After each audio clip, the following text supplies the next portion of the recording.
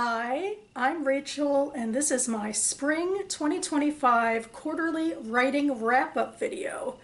Definitely, if you're getting this in after the spring, we are well into summer weather here.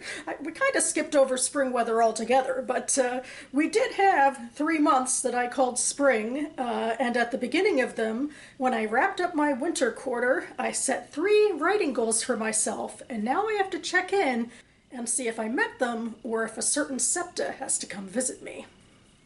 But anyway, how I tend to organize these videos is I section them off into 4 parts, and you'll know which part we're in based on the heading coming down the screen as such. So without further ado, let's get into it. To update you on my fantasy novel is just a list of embarrassments about the slog it has become. I am still moving very slowly through my draft of ASAO, which is my acronym for my fantasy novel. I've actually even resumed going to my SFF affinity group twice, even though I haven't finished a complete first draft yet. And if you watched my last video, one of the major things I decided to stop was going to the SFF affinity groups where I was revising old chapters so that I could focus on writing the new ones. But things came up and yada yada blah blah blah. In fact, I submitted 2 interesting things to that group. I submitted a query letter to them. I was working on a query letter somewhat as a means of revision, like, sort of a blueprint to give myself for revision since I really am almost to the end of the first draft, and somewhat as a means, I guess, of procrastination against finishing that first draft. And I also submitted 2 similar scenes just a couple weeks ago. One took place in the beginning of the novel and one at the end, so I was just sort of comparing and contrasting how those scenes work together. Moving back to the query letter, one thing I did, mostly I was trying to focus on the summary and how to, highlight the most important bits. And when it comes to comps, I feel so out of the water with that, and it almost feels like it's not worth it to even go into comps because I don't know if and when I'll ever be ready to query this. And comps, the books that you compare yours to, have to be relatively recent. So I didn't know if it would be a good idea or not, but I decided to try out ChatGPT for the first time, and I fed it, the summary of my novel and asked for comps, and it gave me these 2 comps written within a paragraph that I could insert into my query letter. So here is my comps paragraph given to me by ChatGPT that I made some minor adjustments to.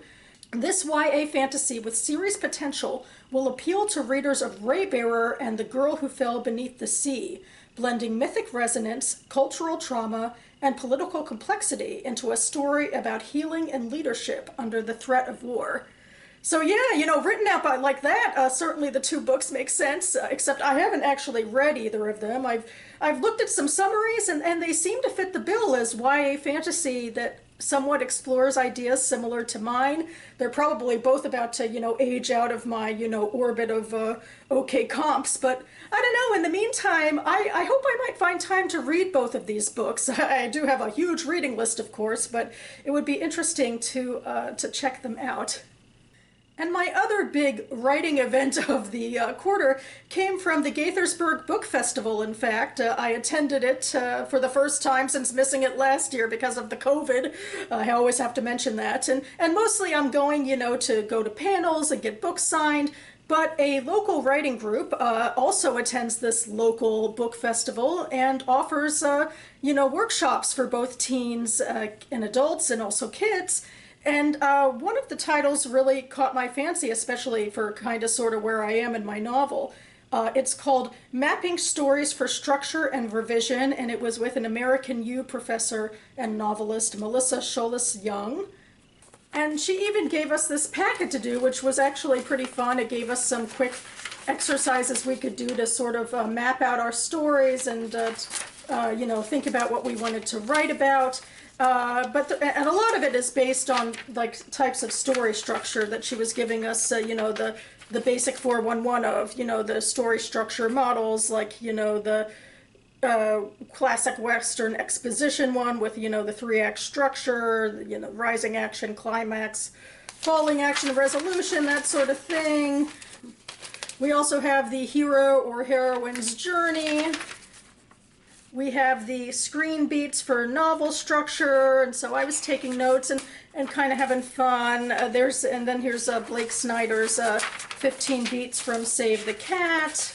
And so it was interesting, although I think I have a mixed reception with all of these story structures. I attempted half-heartedly to do a couple of them in creating an actual outline for my novel, which very quickly kind of went astray.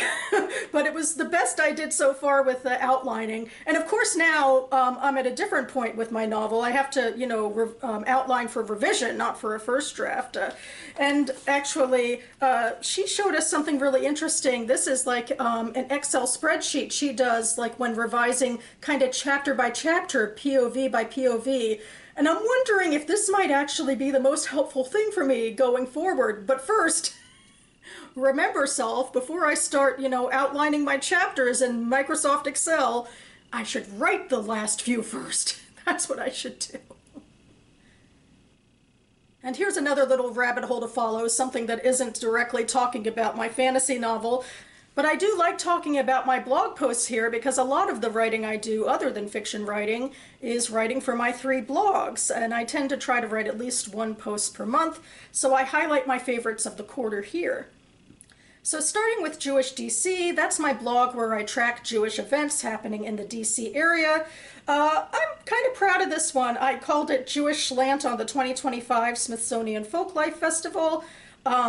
The theme this year is youth and the future of culture. Like way back in the day, the Smithsonian Folklife Festival would pick a country or two and highlight their folklife.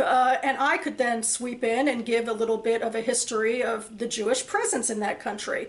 But for the past couple of years, they've gone into more thematic and even US-centric to a large degree topics. Like this year's topic was youth and the future of culture. And so I'm kind of proud of myself because I went down a little rabbit hole and I was trying to look for sort of youth organizations that were more grassroots and that also organizations in general, Jewish organizations that catered toward expressing art and reviving lost languages and all that sort of stuff. And I compiled a list. Maybe it's rambly, or maybe it's just like a creative exercise that I'm rather proud of, so I'm putting it here. Then we have Chava's Footsteps. This is sort of a catch-all blog. I write more generally about Jewish topics or about pop culture or about the intersection of both. But this quarter I'm going to highlight a Jewish post, particularly for Passover or Pesach. My goal with that is always to chronicle my experience with Passover. It's sort of like a sort of biannual look at my religious life, as it were. I go to my synagogue's Seder. I don't actually celebrate much with my family, even though that's traditionally what Passover is about. But I think in a lot of ways, as I've become more and more involved with my synagogue, the synagogue has become a bit of a community for me, and I knew people at my table, and so that was nice. And I also found ways in this blog post to ruminate on Purim, which is something I don't tend to do, but I've always kind of wanted to, because there's, Purim is a very festive, carnivalesque holiday, but there's an undertone of violence in it, so I actually found a way to sort of address that in this post. And finally, in my reading and writing blog, this quarter I've primarily been writing lists of ranking lists, so that's, well, in 2 cases anyway, because I've been reading for the BookTube Prize, and I have a ballot of books I have to rank, so 2 of the months I was ranking those books for my ballots. And then in the month in between, for May, that was both American Jewish Heritage Month and International Short Story Month, so I combined the 2, and I pick out 3 Jewish American short story collections I want to highlight. And I had a bit of fun with that this year, especially because I got one of the books last year at a big book haul extravaganza event I talk about often here, the Raid the Shelves event put on by the Jewish Book Council, though I still have to read the book. All right, time to face the piper here as I look back on my spring 2025 goals. I gotta say, this might be my least productive month yet, so spoiler alert for what's coming, but let's go through them. With goal number 1, it's finish 3 chapters. That refers to the final 3 chapters of my fantasy novel. And back last quarter, I was talking about almost being at the end of chapter 45. Now I'm almost at the end of chapter 46. I still have 48 chapters total in my outline, so I am not finished with my 3 chapters. I am not. Which also means I have not reached goal number 2, to fully dive into a Sao Draft 2, which I can't do until I finish these chapters. So just a big ol', failure on that part, to be honest about it. And then goal number 3 is 3 writing groups, regular attendance. That refers first to my writing salon, where the SFF Affinity group is part of that, and I also go for just writing sessions at the salon, the DC Writers Salon, my local home writer salon. So I am regularly attending there and happy with that. And I'm also attending my other beta reading group. We are still continuing to, exist. Even I talk about us slowing down some, but we're still having regular meetings. We have one coming up at the end of July, and I always attend those. I don't always have something to share, but I do always attend. And the third one is the London Writers Salon, which is an online writing hour. They actually do it 4 times a day at 8 a.m. in different time zones, and it could be a really great chance, like on all weekdays, to get some writing in, but I've just had no luck fitting that back into my schedule, and I tend to use my mornings for other things. Maybe I'm catching up on reading, or maybe I'm prepping for booktube stuff, like with this video. So it has not come to pass. None of these goals have come to pass. So. Shame. Shame. Shame. If I were to pivot Septa Anilla at a pop culture offender, could I go for Amazon? Because I'm actually kind of upset that they have canceled Wheel of Time after season 3, which really was the first season where I felt incredibly invested in the show. And I think overall it was a really strong season, but I guess they just have so much that they're pouring money into that they just can't afford to keep going with it. But it's just really sad, because I think it was really crescendoing to a good place that was a compelling story. And of course, this is going to make even more people angry at Lord of the Rings of Power show that remains on Amazon Prime despite not being as popular, although I personally like it. I wish they could do both. I feel like this should be possible, and I'm sad that it's not. So, so go over to Amazon headquarters and give them what for, Septa Anilla. Well, at least my writing story can go on as I face down a new quarter with my summer 2025 goals announcements. I have 3 new goals to set myself, starting with goal number 1, which is ring that bell. Technically, this is the same goal that's always been my number 1 goal for a long time now, which is to finish my fantasy draft. But I am alluding to a bell that was actually placed at my DC Writers Salon. It was placed there so that when people hit major milestones in their writing, they can ring that bell. So now I have a tangible goal to head for, right? It'll work this time. Then goal number 2 alludes to the writing course I took at the Gaithersburg Book Festival, where I talk about maybe re-outlining a Sao for revisions, like with one of those story structures, or maybe the spreadsheet writing goals. I have a feeling that'll work better for me. I am a little iffy on all of these story structure ideas. I feel like, I don't know, maybe they're a little too, like, connect the dots, but with arbitrary plot points that don't always make sense in a through line sort of way. So I don't know. I think maybe actually the idea of outlining by chapter at this stage could be good for me once I finish the draft. And my final goal, well, I gotta give up on the 3 writing groups, or especially the London Writers Salon. That's just not happening, so I'm gonna put it aside for now, and I'm gonna focus on something else. I'm gonna focus on the League of Extraordinary Pen Pals, which is something I heard about from one of my fellow members of the DC Writers Salon.